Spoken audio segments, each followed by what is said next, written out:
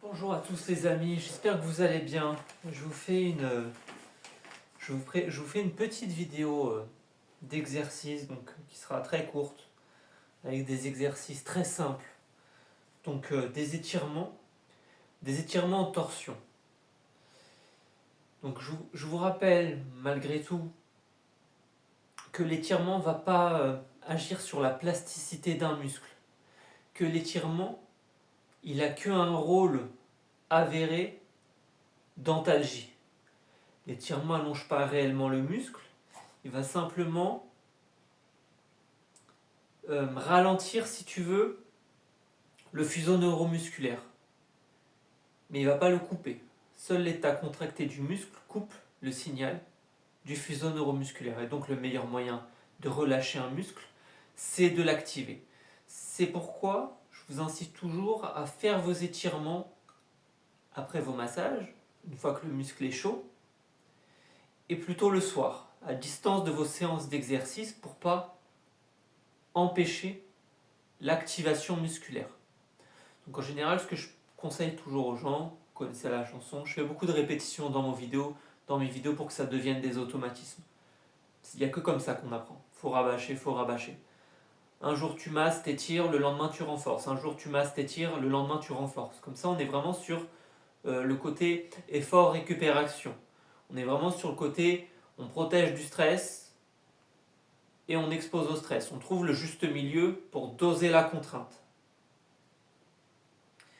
Et donc, l'étirement, il va faire en sorte que que mon muscle, je le perçois moins, si tu veux. Et du coup, je vais penser que je peux aller dans cette amplitude. Bon, il y a bien sûr un intérêt malgré tout de transfert de nutriments, etc. Parce que ça bouge, tu vois ce que je veux dire. Mais voilà, l'étirement a ses limites. Et qu'au lieu de se focaliser sur les étirements, on devrait plus se focaliser sur quelle est la bonne chaîne musculaire qui fonctionne trop au détriment d'une autre, où sont les inhibitions motrices. Vous vous rappelez, là je fais de l'inhibition motrice, je contrôle mon bras, donc c'est bien, c'est une image, c'est bien, mais trop d'inhibition motrice c'est pas bien. Et quand il y a un souci de douleur, il y a une faiblesse de protection, il y a un souci d'activation musculaire, le muscle il est suractivé, mais il est inhibé. Tu vois, c'est qu'un muscle inhibé qui n'est plus perçu correctement par le cortex, par le cerveau, il est affaibli ou il est hypertendu. Donc s'il est affaibli, il est hypotonique. Et s'il est hypertendu, il est hypertonique. Mais on sait qu'on est sur un souci de dominance des synergies, c'est-à-dire qu'il y a des muscles principaux qui ne fonctionnent pas. Il y a des chaînes qui ne fonctionnent pas. Et il y a des muscles principaux qui ne fonctionnent pas. Et comme ces muscles principaux ne fonctionnent pas, il y a les synergistes qui travaillent à sa place. Il y a une dominance de ces synergistes qui font le travail. C'est-à-dire que le cerveau va recruter des chaînes musculaires inappropriées pour faire ce mouvement. Donc la bonne question, c'est de trouver c'est quoi le schéma moteur compensatoire pathogène, plutôt que de chercher tout le temps les meilleurs étirements, etc. etc.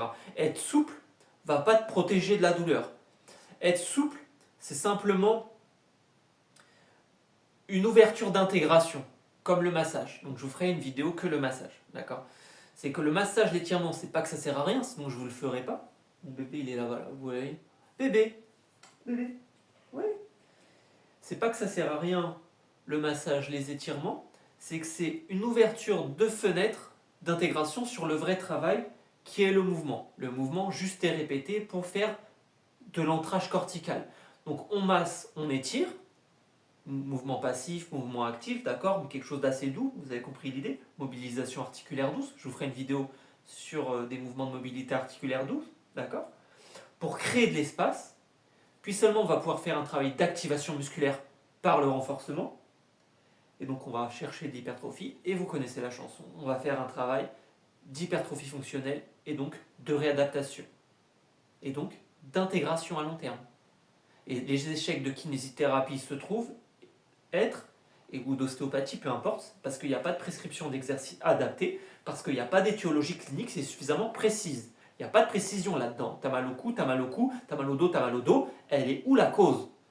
Et bien la cause, c'est une perte de mobilité de douleur. Et donc il y a forcément un mouvement qui est dysfonctionnel. Il y a forcément un micro-mouvement anormal qui est dysfonctionnel. Il y a forcément une raideur articulaire, une hypoextensibilité locale ou un déséquilibre postural ou un déséquilibre musculaire à l'œuvre. Et c'est souvent et où, malheureusement. Ce qu'on peut le voir, c'est que tout merde en même temps. L'articulation elle merde, la peau elle merde, le muscle il merde, les tendons ils merdent, il y a tout qui merde, les nerfs ils merdent, parce que on est sur des segments neurologiques, on est sur la peau qui incorpore tous les métamères, chaque couche organique, il est intégré dans la peau. Et la peau, elle module ce message de douleur et cette contraction musculaire qui est inconsciente. Une articulation qui merde, c'est une peau qui merde. Une peau qui merde, c'est un muscle qui merde. Et tout ceci, vice-versa. Vous êtes sur ce truc-là où la pression barométrique et la température, elle va avoir un impact direct dans ce que mon corps pense être vrai ou pas.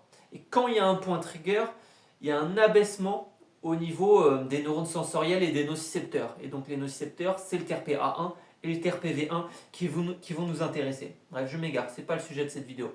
Ce que je veux vous dire, c'est que voilà, là je vous montre quelques vidéos d'étirement, bon, piochez, mais n'oubliez pas que c'est même pas un tiers du travail. Le plus gros du travail, ça va être le mouvement, juste et corrigé, le renforcement, la réactivation musculaire et l'intégration par un mouvement juste et corrigé, répété suffisamment de fois pour que mon cerveau l'apprenne et que ça devienne le nouveau schéma moteur par défaut. Parce que quand il y a une douleur chronique, il y a une stratégie d'évitement de la douleur qui modifie la biochimie du cerveau en 3 mois et qui fait que j'ai oublié ce mouvement, comment je le fais. Je ne sais même plus quel muscle je cherche à prendre. Et donc le cerveau, il se mélange les pinceaux. Il n'arrive plus à recruter les bons muscles pour faire les bons mouvements. Il ne sait même plus à quoi correspond quoi. Il ne sait même plus où est la hanche gauche, où est la hanche droite, où est le bas du dos, où est le haut du dos, où est le cou. Par rapport à son centre gravitaire, par rapport à la gravité que le cervelet perçoit. Parce que les antagonistes ont merdé. Vous comprenez que le muscle ne merde pas seul. Couple de force. Ok. Donc, voilà. Prenez en compte ce que je vous dis. Donc je vais vous montrer des étirements que je trouve intéressants. C'est les étirements en torsion. Et donc les étirements en torsion, ils vont être intéressants pour la chaîne myofaciale, la chaîne en spirale. Donc la chaîne en spirale, ou chaîne sphéroïde, elle a été identifiée par Thomas Myers, qui est un Américain que je suis beaucoup. J'ai 2 livres à lui. J'avais la 3e édition que j'ai donnée de Anatomy Train, celle-là j'ai la 4e, que j'aime beaucoup, quelqu'un de très intéressant. Et donc dans cette chaîne, on va avoir le grand dorsal, le trapèze, scalène et par exemple les splénus de la tête. Donc c'est des muscles qui sont... C'est une chaîne, si tu veux, qui est tout autour du corps. Et du coup, elle va avoir un rôle, si tu veux, comme toujours, d'harmonie, de soutien, d'équilibre, etc., de mouvements synchronisés, d'harmonie du mouvement, etc. Et donc c'est des mouvements de rotation et de torsion. Bébé, décale-toi. Décale-toi. Allez. Et donc je vais vous montrer quelques étirements simples pour travailler. Donc vous vous rappelez, règle de base, un étirement, 30 secondes 2 fois, vous faites toujours les 2 côtés de la même manière. Quand vous faites un renforcement, vous faites toujours les 2 côtés. Le côté sain comme le côté pathologique, parce que vous allez faire intervenir les neurones miroirs qui vont se faire hémisphère gauche, hémisphère droit. Et le cerveau va toujours chercher le meilleur schéma moteur. Donc le fait de faire le côté gauche, le côté droit, ça va faire appel à votre plasticité, à votre neuroplasticité, et donc à votre créativité, et donc à l'ouverture de à cette idée d'augmenter cette capacité d'apprentissage, parce que plus c'est varié, plus c'est intense, etc. Et vous voyez ce que je veux dire? Il faut que ça bouge dans le cerveau, il faut que ça bouge dans le corps, il faut que tout bouge, quoi qu'il arrive. Donc étirement de base, très connu, hein. Je vous le montre. Donc de toute façon, vous pêchez dans le yoga, hein. Moi je pêche dans tout, hein. Je pêche dans le yoga, mais pas que. Hein. Donc je prends mon bras gauche, voilà, je le mets là, je regarde mon bras, hop, et je me fais pencher doucement. Et là, je vais tirer en torsion. Donc je fais 30 secondes. Par exemple, je peux faire comme ça. Je peux aller te chercher là ou comme ça. Ok? Donc je fais 30 secondes. Vous voyez, ma main, elle est comme ça, mais je peux aussi la mettre comme ça. N'hésitez pas, dans vos étirements, à faire un peu de freestyle, à aller vers la restriction.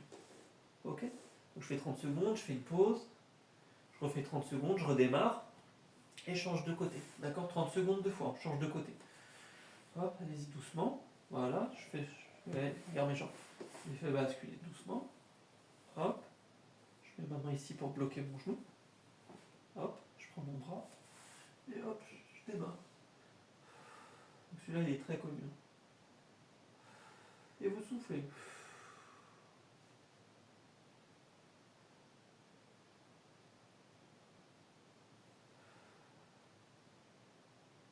Faites 30 secondes, faites une pause. Vous faites 30 secondes, faites une pause. Ok? D'accord? Donc celui-là, il est basique. Hein. Vous le trouvez dans le yoga, celui-là. Je vais vous en montrer un qui est un peu moins connu. Regarde, je prends mon bras toujours. Ma main est comme ça. Attends, je vérifie. Regarde, je prends ma main gauche, je la mets sous ma tête. Je protège ma tête. Je prends ma main, je la mets vers le bas. Voilà. Les deux jambes, elles sont tendues. Je prends ma jambe. Hop. Et je pivote. Et là, j'étire.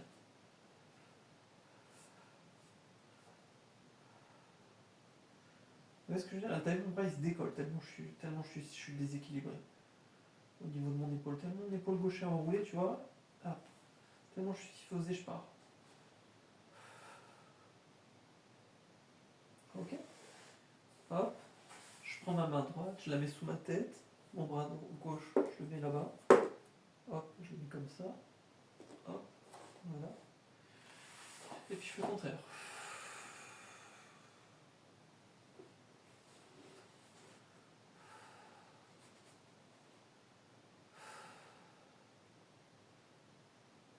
Ok.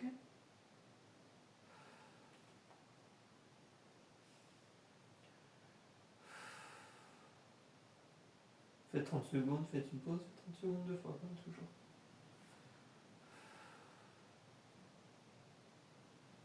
D'accord? Donc celui-là, il est cool.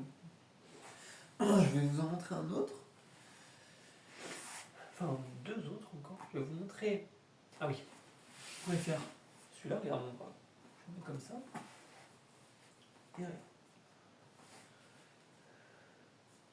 Hop.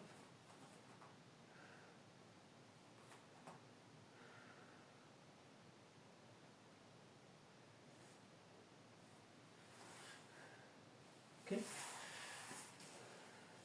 Je prends mon bras. Hop.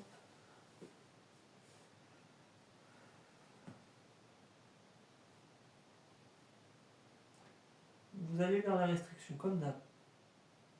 Vous cherchez où est-ce que ça tire. Une fois que ça tire, hop, vous bloquez. Il faut que l'étirement soit doux et progressif. Allez-y pas comme des oufs. Hein. Le but, c'est pas de faire de l'hyperélongation, de vous faire mal. Vous faites un étirement. Dès que ça tire un peu, ça tire. C'est que ça tire. L'étirement, il faut qu'il soit doux et progressif. Ce qui va être la clé, c'est comme toujours, la répétitivité, plus que l'intensité.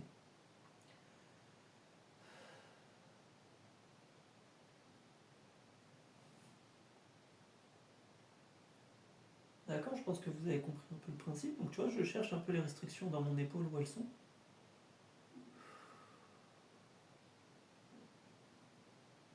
Ok? Donc, je vais vous montrer un autre.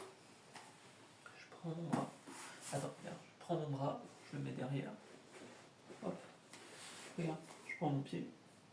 Hop. Hop.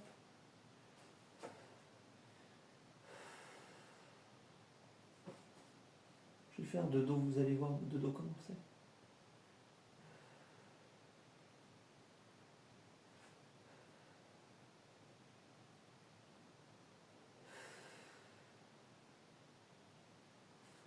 Peut-être 30 secondes de fois, comme d'hab.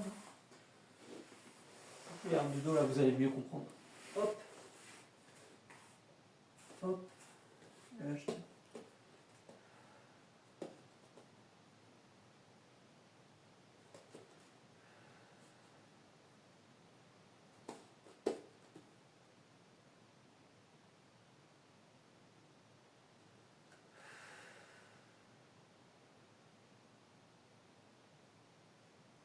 Ok?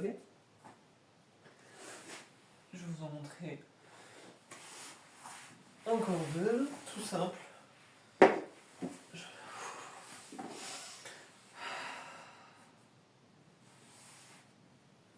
Hop, puis douce.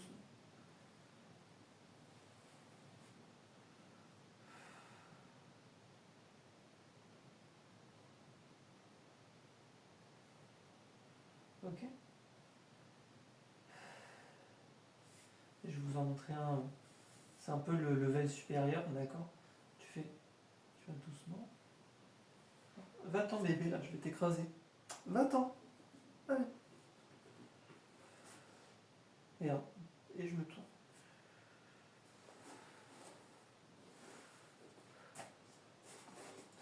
Là, pareil, tu vois, je cherche un peu où sont les restrictions.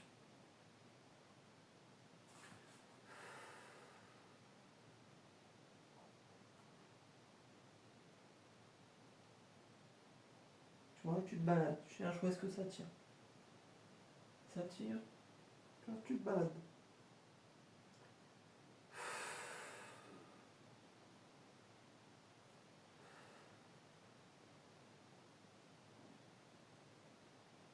Ok. Là, je fais de l'autre côté, tu vois.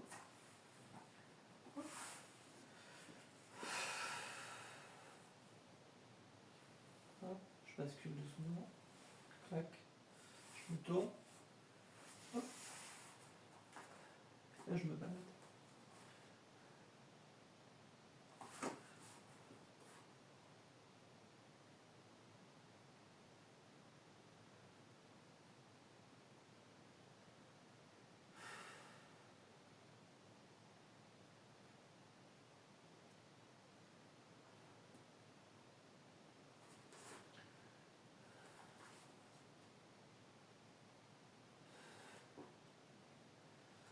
Ok, je pense que vous avez compris le principe. Hein. Bon, après, j'aime bien faire un peu de freestyle, tu vois. N'hésitez pas quand vous étirez en torsion, tu vois, de laisser un peu vos étirements se faire comme ils veulent se faire. Tu vois ce que je veux dire? Tu vois, les lions ils baillent, les chats ils s'étirent, les lions ils s'étirent. N'hésitez pas à vous étirer comme bon vous semble. Tu vois, je croise mes jambes exprès. Tu vois, je croise mes jambes exprès. Tu vois, comme ça, je vais chercher le grand dorsal ici.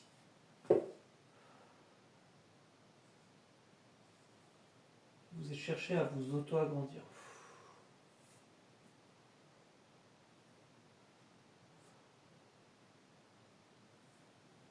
Ouais, tu vois ce que je veux dire? Et là, je suis en freestyle.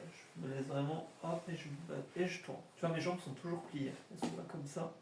Elles sont comme ça. Et je me balade. Et je me balade. Et là.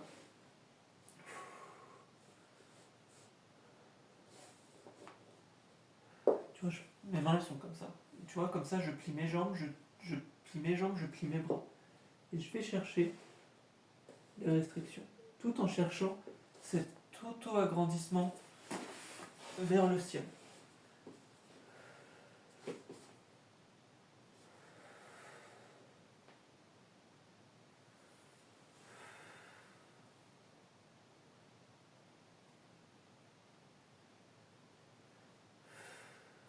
Ok? Je pense que vous avez compris l'idée. Ok? Donc, comme d'habitude, progressivement, fiez-vous à votre instinct. Et je vous souhaite bon courage, bons exercices. Et je vous dis à bientôt les amis.